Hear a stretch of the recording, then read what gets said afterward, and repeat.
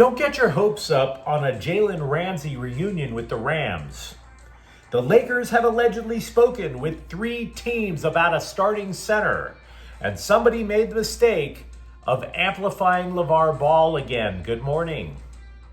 I'm James, and this is your daily dose of sports and snark for the greatest sports city in the world, Los Angeles. This is the faithful Angelenos Morning Report. It is June 18th, 2025. Welcome back to the Sanctum Sanctorum of LA Sports. Do you like being in the know about LA Sports? Well, if you do, click the like button. Click the subscribe button. There's a notification bell. Hit that. It'll let you know when we drop new content. Sharing is caring. Let people know we exist. By all means, comment. Now, before we go through the news and notes, a quick look at the scoreboard. Dodgers 8, Slime Diego 6. The Dodgers' magic number is now just 86. And please note, there is some distance between the Dodgers and the rest of the NL West now. The Dodgers' lead is 3.5. Meanwhile, Seattle clubbed the LA Sparks 98-67. The Sparks are 5 games under 500. Meanwhile, today, Slime Diego is in town for another fanny paddling. They'll be playing the Dodgers at 7. What do you say we get to the news? For a while, it seemed that everybody who covers the Rams on the interwebs was trying to will a Jalen Ramsey return to LA into existence. You know, trying to give us all a big sense of the feels, just like one of those Disney movies, you know, well, you get all emotional at the end, and yeah, it's not happening. I mean, probably not.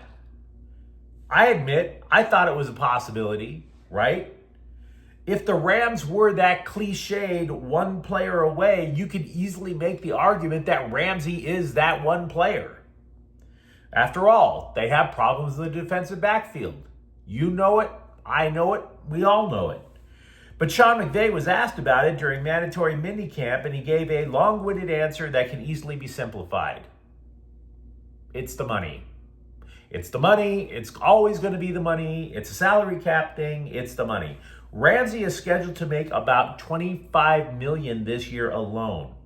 The Rams don't have that in cap space right now. And by the way, the cap hit would worsen over time if he stayed. So, all things being equal, the Rams re-signed cornerback Darian Kendrick just 5 days after cutting him. The terms of Kendrick's new deal were not released. We could assume that it's for less than the $3.4 million he was scheduled to make on his former contract. Kendrick's value went down. He missed the entire 2024 season with a torn anterior cruciate ligament. So, assuming that Kendrick wasn't on the team, he is now, but assuming he wasn't, the Rams had about $22 million in cap space. You compare that to the 25 that Jalen Ramsey was going to make, and how it was going to worsen over time, there would have been a lot of maneuvering to try to fit him into the cap. We have an update about left tackle Alaric Jackson's health. Now, I'm no doctor, but everything I'm reading about this seems extremely common, and that is actually a plus. Because if you're going to have something like blood clots, you don't want them in a surprising place like, I don't know, the colon, right? The blood clots have sidelined Jackson for a second time this career. They're in his leg. Very, very common place for blood clots to occur. So he's back home in Detroit for treatment. There is also no timetable for Jackson to return. So DJ Humphries apparently is the guy who's going to protect Stafford's blind side. My condolences. Take the following report with a grain of salt. But Clutch Points is claiming that the Lakers have already talked trade with Utah about Walter Kessler, Portland about Robert Williams, and Brooklyn about Nick Claxton. Apparently the plans for the Lakers are to trade for a starting center and then use a mid-level exception contract to sign a backup center. Now, the problem goes beyond whether the Lakers have sufficient trade pieces. It's because other teams know how much of a lurch the Lakers are at center. Let's be real. They're desperate, right? So after a natural disaster, natural disaster happens. You hear politicians, they're warning other businesses. Don't you price gouge people. Don't you price gouge people in a natural disaster. Well, fair. But center for the Lakers is a man-made disaster. Ain't nobody going to take up for the Lakers if other teams want to price gouge them for a barely average guy. Ain't nobody looking out for the Lakers like that. The Belcher report did the one thing that nobody in the NBA, nobody who watches the NBA, nobody who's even ever heard of the NBA wanted to hear from or see ever again. They amplified the words of Lavar Ball. Well done, Belcher report. Well done, you idiots. The guy who is America's worst Little League dad. The guy who tried to take control of the Lakers front office simply because he wanted to live vicariously through his own son. The footless wonder who has failed at everything in life as a footwear mogul, a reality show star, keeping his own diabetes under control. Fail, fail, fail. He is now demanding that the Clippers reunite all of his kids. Not just try and trade for LaMelo. No. Bring all of them into the fold. You got LaMelo currently languishing in Charlotte, Lonzo currently languishing in an orthopedic clinic, and somebody named Jello, I think, who, if memory serves, should have been languishing in a Chinese prison for shoplifting. Didn't we learn the lesson not to take this guy, Lavar, seriously back in 2017? Because if you thought he was going to learn humility since his family got dragged over the last 8 years, you, sir, would be wrong.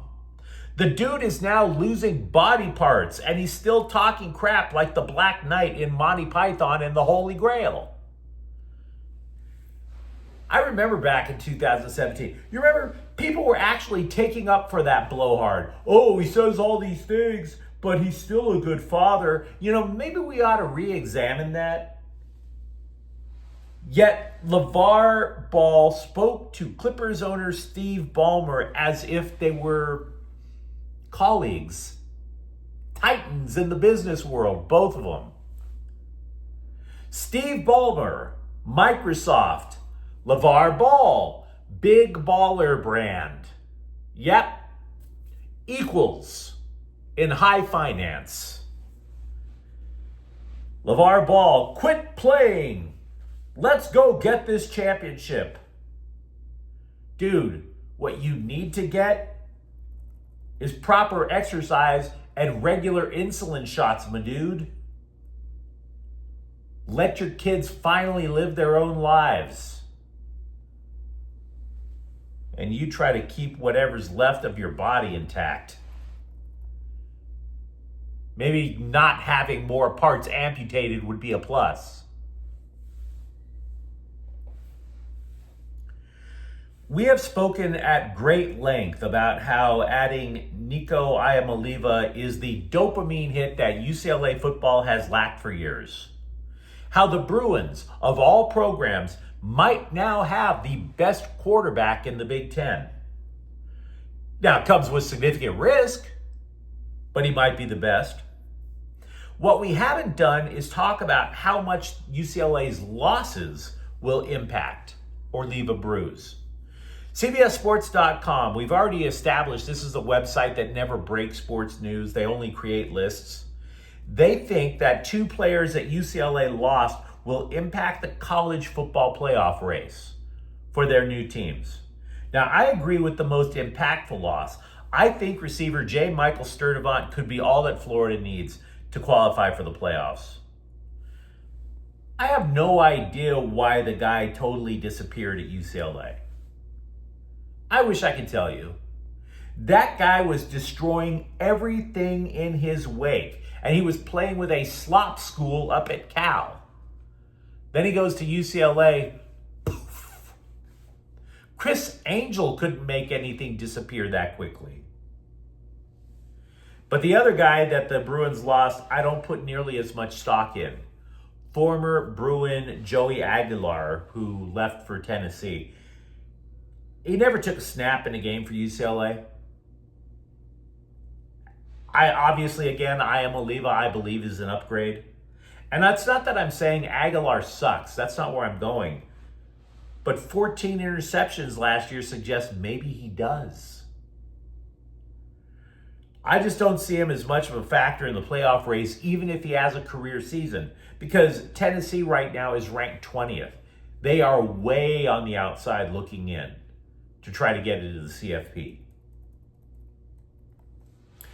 Meanwhile, over at Heritage Hall, lost in the discussion of all the wins for USC in football recruiting. After all, the class of 2026 has 29 dudes in it. Lost in the discussion is quarterback. They did, in fact, land a pretty damn good one in Jonas Williams. The Frankfort, Illinois native was invited to a competition called Elite 11, which opened yesterday. It's all a quarterback competition. Bunch of high school quarterbacks. You can try to see who's going to get the hype when they finally do matriculate in a university. USC quarterbacks have often participated in this competition. Incoming freshman Husan Longstreet was there last year. Turn the clock back more than a decade, Mark Sanchez was the MVP of the damn thing. Reading reviews for Williams gives you the impression he is a Lincoln Riley prototype. Quote, mobile passer with the arrow pointing up, giving his traits and instincts. Type of quarterback that can win with ball placement and has proven to be rather accurate on the move, including on sprint outs. Always a threat to move the chains with his legs, but also has shown the ability to stay on schedule and throw his receivers open from the pocket. Should be viewed as the ideal signal caller for a spread attack that wants to challenge defenses with run-pass options, unquote. Now, does that or does that not sound like a Lincoln Riley guy? We referred to that CBS list, by the way, mentioned a couple of guys from UCLA who left who could impact in the football playoff race for their new teams. They did this, a couple of USC guys were on the list, but I'm not sure that either Zachariah Branch, who's now with Georgia, or Miller Moss, now with Louisville, will be the impact guy. Now, to be clear, I like Moss. I always have. He was capable. He certainly came across as a fine teammate, but Louisville added 30 transfers last year. 30.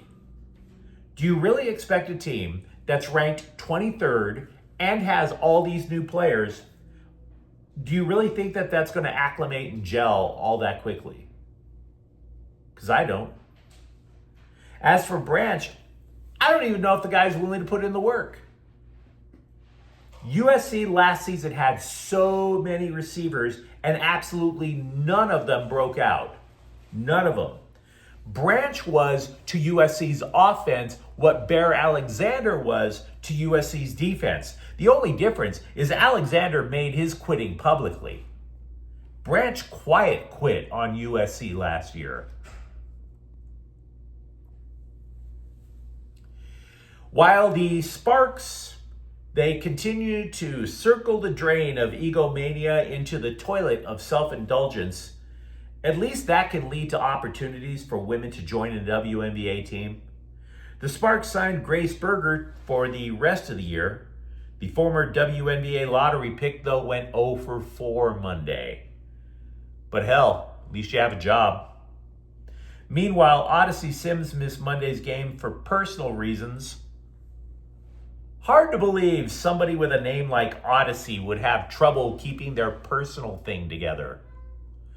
But you let me know what you think in the comments thread. Talk to me, for example. Are you still somewhat hopeful of a Jalen Ramsey return to LA? Or for that matter, do you believe the rumors about the Lakers and who they're trying to acquire as a center? And if you enjoyed the content, don't forget to subscribe to Faithful Angelenos. We're talking LA sports every single day. Thank you for watching. I'm James, and we'll be back tomorrow. Faithful Angelenos is a Kian Portel Queso production. Take care.